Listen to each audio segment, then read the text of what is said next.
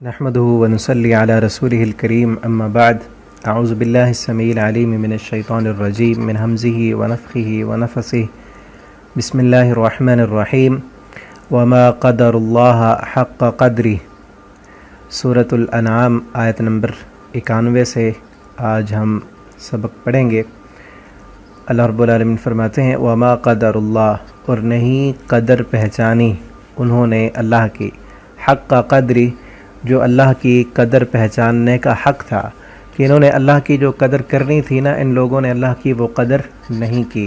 ये अल्लाह रब्बुल आलमीन का एक गिला है इंसानों के साथ कि अल्लाह की इन इंसानों ने कदर नहीं की। और कब कदर नहीं होती? जब किसी की बात ना मानी जाए, जब उसकी नाफरमानी की जाए। इतनी बड़ी सल्तनत अल्लाह रब्बुल आलमीन ने, इतनी बड़ी दुनिया बनाई, सूरज, चाँद, सितारे, आसमान, और ये सारा निज़ाम अल्लाह रब्बुल आलमीन के हुक्म पर चल रहा है। सूरज कभी नाफरमानी नहीं करता, चाँद नाफरमानी नहीं करता, सातों आसमान अल्लाह के हुक्म पर खड़े हुए हैं बग़ैर सुतूनों के, कभी किसी ने नाफरमानी नहीं की। लेकिन एक इंसान है जो अल्लाह रब्बुल आलमीन की नाफरमानी करता है। तो इसीलिए अल्लाह रब्बुल आलमीन बार बार कुरान में ये कहते हैं कि वमा क़दरुल्लाह हक़्क़ क़द्रिही, इन इंसानों ने अल्लाह की कदर ही नहीं की। क्योंकि एक इंसान दुनिया में भी किसी की, कोई बड़ा इंसान हो ना, उसकी कदर उसी वक्त करता है जब उसकी ताकत का अंदाज़ा हो, जब पता हो कि इसके पास कितना इख्तियार है, कितना कंट्रोल है, ये बादशाह है या ये जो है इस इलाके का बड़ा सरदार है, वडेरा है, तो उसकी ताकत का अंदाज़ा हो ना, तो फिर उसकी कदर होती है। अल्लाह रब्बुल आलमीन की मार्फत, अल्लाह रब्बुल आलमीन की तौहीद और अल्लाह रब्बुल आलमीन की क़ुव्वत और ताकत का अंदाज़ा इंसान लगाए ना, कि कितनी बड़ी सल्तनत। कुन, अल्लाह रब्बुल आलमीन कुन कहें तो इस जैसी कई कायनात और बन जाएं, और अल्लाह ताला कुन कहें तो सारी कायनात जो है उसका निज़ाम मिलिया मेट हो जाए। अल्लाह रब्बुल आलमीन दूसरी जगह पर फरमाते हैं मालकुम ला तरजून लिल्लाहि वक़ारा, तुम्हें क्या हो गया है? ला तरजून लिल्लाहि वक़ारा, तुम्हें अल्लाह की इज़्ज़त का कोई ख्याल ही नहीं है। अपनी इज़्ज़त बड़ी प्यारी लगती है, और होता है ना ऐसे कि हमारे बाप की कोई नाफरमानी करे तो बड़ा दुख होता है, गुस्सा आता है कि इसने हमारे बाप की नाफरमानी कर दी, या हमारे उस्ताद के आगे ये बोला, उस्ताद की नाफरमानी की, या हमारे इस इलाके के कानून को, हमारे मुल्क के कानून को इसने पामाल किया। गुस्सा आता है ना उस पर।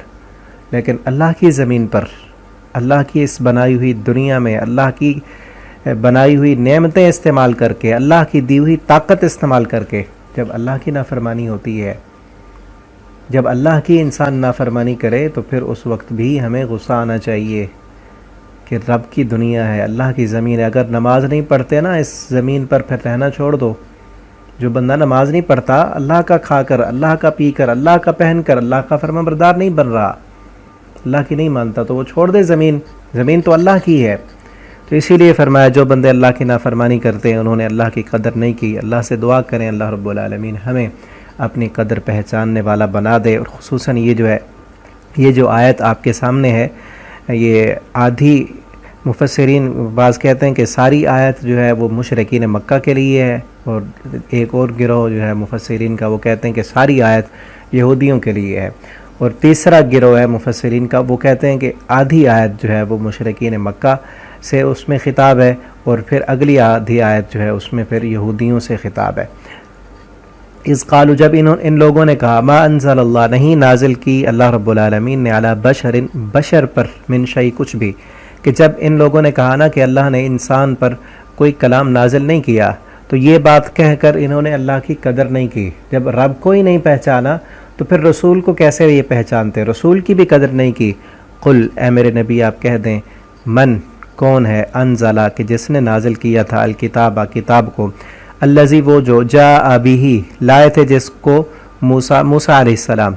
अब ये मूसा अलैहिस्सलाम जो कि यहूदियों के नबी थे, इसलिए ख़िताब उनसे है कि मूसा अलैहिस्सलाम जिस किताब को लाए थे, नूरन, उसमें नूर था, वहुदन, और हिदायत थी, लिन्नास, से लोगों के लिए, तजअलूनहु, बना लिया तुमने उस किताब को, करातीसा, टुकड़े टुकड़े, कागज़ों में उसको अलग-अलग टुकड़ों में तुमने उस किताब को कर लिया। तुबदूनहा, तुम ज़ाहिर करते हो उस किताब को, और तुख्फूना कसीरा, और बहुत ज़्यादा छुपाते हो उसकी बातें। जो तुम्हारे मतलब की बातें होती हैं वो उस किताब के औराक में तुम पढ़ लेते हो, लोगों को भी बताते हो, और जो तुम्हारे मतलब की नहीं होती उनको तुम छुपा लेते हो।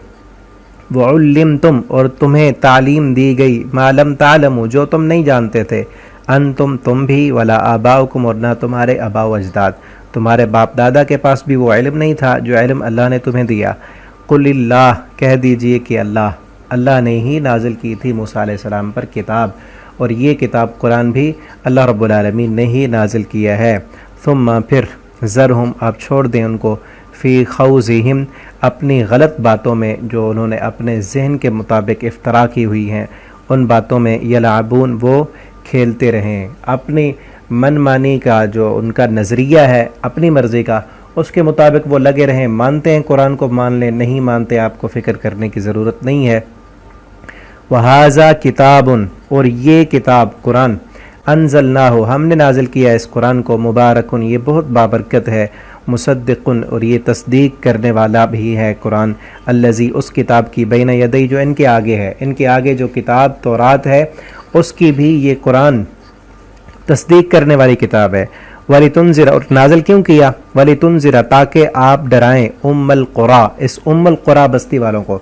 उम्मुल कुरा जो है ये मक्कतुल मुकर्रमा का नाम है। उम्मुल कुरा, कुरा कहते हैं बस्ती को, कहते हैं माँ को, बस्तियों की माँ, कि ऐसी बस्ती जहाँ से कई और बस्तियाँ बनी और उसी बस्ती पर जो है इस्लाम की पहली वही नाजिल हुई और वहीं से फिर इस्लाम पूरी दुनिया तक फैला, इसलिए भी उसे उम्मुल कुरा कहा जाता है कि अल्लाह ने ये नाजिल किया। पहले इस बस्ती वालों को डराएं, इन मक्का वालों को डराएं, वमन हौलहा, और जो इसके इर्द गिर्द लोग रहने वाले हैं उम्मुल कुरा के, उन लोगों को भी डराएं। वल्लज़ीना, और वो लोग, युमिनून बिल आखिरा, जो ईमान रखते हैं आखिरत पर, जिनका इस बात पर ईमान है कि मर कर दोबारा उठना है, उनको भी डराएं। युमिनून भी, वो ईमान लाएंगे इस कुरान पर, जिन लोगों का आखिरत पर ईमान है तो वो इस कुरान पर भी ईमान लाएंगे। वहुम अला सलातिहिम युहाफिजून, और वो अपनी नमाज़ों की भी हिफाजत करने वाले हैं।